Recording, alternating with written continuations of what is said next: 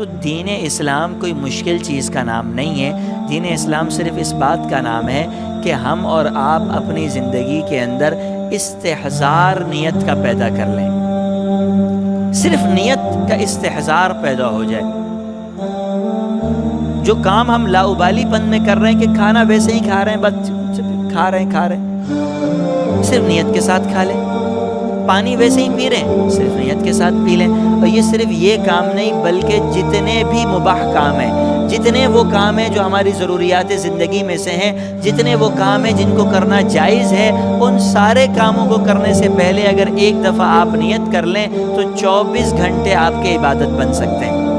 24 گھنٹے عبادت بن سکتے ہیں. ایک دفعہ حضرت عبداللہ بن عمر رضی اللہ تعالیٰ عنہ نے ایک حدیث ذکر کی. صاحبزادے فرمانے لگے کہ ہم تو یہ کام نہیں کریں گے. اچھا، مقصد صاحبزادے کا یہ نہیں تھا کہ وہ حدیث کی نفی کرنا چاہ رہے ہیں، مقصد یہ نہیں تھا، بلکہ مقصد یہ تھا کہ جو حدیث آپ ذکر کر رہے ہیں اس میں کچھ دیگر معاملات ان کے ذہن میں تھے. عرض کیا کہ ہم یہ نہیں کریں گے. حضرت عبداللہ بن عمر رضی اللہ تعالیٰ عنہ نے ان سے کہا کہ میں تمہارے سامنے حدیث کا تذکرہ کر رہا ہوں، حضور کی کوئی بات بتاتا ہوں، تم کہتے ہو ہم یہ نہیں کریں گے. اس کے بعد اپنے صاحبزادے سے ساری زندگی کبھی بات نہیں کی. حضرت ابو ہریرہ رضی اللہ تعالی عنہ ایک حدیث نقل کی انہوں نے کہ من حمل جنازۃ فلیتوضأ، کوئی آدمی اگر جنازے کی چارپائی کو کندھے پر رکھے تو وضو ٹوٹ جائے گا. فقہی مسئلہ یہ ہے کہ وضو نہیں ٹوٹتا. حضرت ابو ہریرہ نے حدیث نقل کی من حمل جنازۃ فلیتوضأ. ایک حدیث نقل کی حضرت ابو ہریرہ رضی اللہ تعالی عنہ نے کہ اگر کوئی آدمی پکی ہوئی چیز سے، اگر کوئی آگ پہ پکی ہوئی چیز کو استعمال کرے تو اس کا وضو ٹوٹ جائے گا. حضرت عبداللہ بن عباس رضی اللہ تعالی عنہ سامنے موجود تھے. فرمانے لگے کہ آگ پہ پکے ہوئے گرم پانی سے وضو کا کیا حکم ہوگا؟ آگ پہ پکے ہوئے گرم پانی سے، اس لیے کہ آگ پہ پکی ہوئی چیز سے وضو ٹوٹتا ہے، تو اگر سردی میں کوئی گرم پانی سے وضو کرنا چاہے گا تو وضو تو ہوگا نہیں، اس لیے کہ پانی آگ پہ پکا ہوا ہے، جیسے ہاتھ پہ ڈالے گا وضو پھر ٹوٹ گیا، منہ پہ ڈالے گا پھر وضو ٹوٹ گیا. اور اس کا مقصد یہ ہوا کہ ہر حال میں ٹھنڈے پانی سے وضو کرے گا، جو کہ ناممکن سی بات ہے. حضرت ابو ہریرہ رضی اللہ تعالیٰ عنہ نے فرمایا یا ابن اخی، میرے بھتیجے، میں تمہارے سامنے حضور کی حدیث ذکر کرتا ہوں، تم اپنا دماغ چلاتے ہو. میں حدیث ذکر کر رہا ہوں، حضور کی بات ہے. حضرت عبداللہ بن عباس حضور کے چچا زاد بھائی سے ناراض ہو گئے کہ میں حدیث بتا رہا ہوں، تم اپنے دماغ سے باتیں کر رہے ہو. تو میں عرض یہ کروں، یہیں پر اپنی بات کو مکمل کرتا ہوں کہ ہمیں اپنے زندگی کے اندر اس صفت کو پیدا کرنے کی ضرورت ہے کہ کوئی بھی کام ہم کر رہے ہوں، کوئی بھی زندگی کا فعل سرزد ہو رہا ہو، کرنے سے پہلے ایک لمحے کے لیے رک جانا ہے، اور اس لمحے میں یہ اس بات کا استحضار کرنا ہے کہ یہ کام میں نے اللہ کی رضا کے لیے کیا ہے. میں دکان آیا ہوں تو اللہ کی رضا کے لیے، میں بستر سے اٹھا ہوں تو اللہ کی رضا کے لیے، میں نے والدہ کو سلام کیا تو اللہ کی رضا کے لیے. یہ جب چند دن تک آپ کام کرتے ہوئے رک کر اور اس نیت کو یاد کریں گے تو اللہ رب العزت اس نیت کو دل و دماغ میں بٹھا دیں گے. یہ نیت پھر آٹومیٹک، مثلاً آپ کبھی وضو خانے پہ جا کر بیٹھ جائیں اور آپس میں گپ شپ بھی ہو رہی ہو تو آپ دیکھیں خودکار انداز میں وضو ہو رہا ہوتا ہے.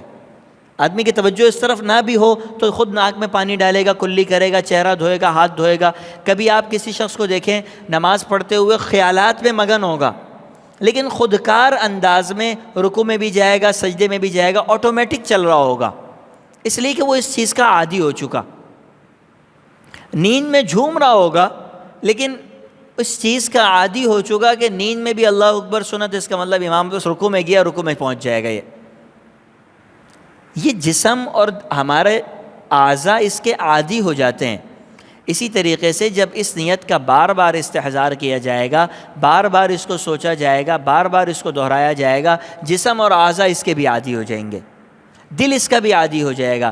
پھر کوئی کام کرنے سے پہلے رکنے کی ضرورت نہیں ہوگی بلکہ خود بخود ہوگا. اور اگر ابھی ابتدا کرتے ہوئے یہ پریشانی اور دشواری آئے کہ بھول گیا تو کوئی مسئلہ نہیں، کھانا کھاتے ہوئے درمیان میں یاد آئے گا نا، 1 منٹ کے لیے کھانا چھوڑ دیں، ہاتھ پیچھے کر لیں، سوچ لیں کیوں کھا رہا تھا، کس کے لیے کھا رہا تھا، کھانے کا فائدہ کیا ہوگا؟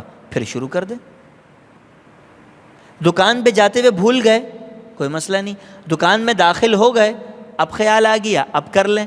جاب پہ جاتے ہوئے بھول گئے، کوئی مسئلہ نہیں، صبح 8 بجے کے جاب پہ گئے ہوئے، شام 4 بجے خیال آیا، جب 4:30 پہ چھٹی ہونی تھی، آدھا گھنٹہ پہلے خیال آیا، کوئی بات نہیں، رک کر صرف یہ سوچ لیں کہ میں جاب پہ آیا کیوں تھا؟ یا اللہ تجھے راضی کرنا تھا، تو نے حلال کمانے کا کہا تھا اس لیے آیا تھا، ورنہ میں نہیں آتا، گھر پہ بستر پہ لیٹا رہتا، بستر اچھا لگتا، آپ نے کہا تھا حلال کماؤ اس لیے آیا تھا۔ یہ سارا دن آپ کا عبادت بن چکا، یہ پچھلا سارا وقت۔ جاب سے نکل کر گھر جانا ہے، جانے سے پہلے 1 منٹ کے لیے، گھر تو جانا ہی ہے نا، لازمی سی بات ہے جانا ہے، جانے سے پہلے 1 منٹ کے لیے سوچ لیا کہ گھر جا رہا ہوں، بیوی بچوں کے پاس جا رہا ہوں، ماں باپ کے پاس جا رہا ہوں، رشتہ داروں کے پاس جا رہا ہوں، ان کے پاس جا رہا ہوں، ان کے ساتھ سلام دعا کر لوں گا، خیر خیریت پوچھ لوں گا، ان سے ملاقات کر لوں گا، اس لیے کہ اللہ رب العزت نے مجھے ان باتوں کا حکم دیا ہے، میں اس لیے یہاں سے نکل کے جا رہا ہوں۔ وہاں سے گھر آئے، یہ سارا ثواب بن گیا، سارا عبادت بن گیا۔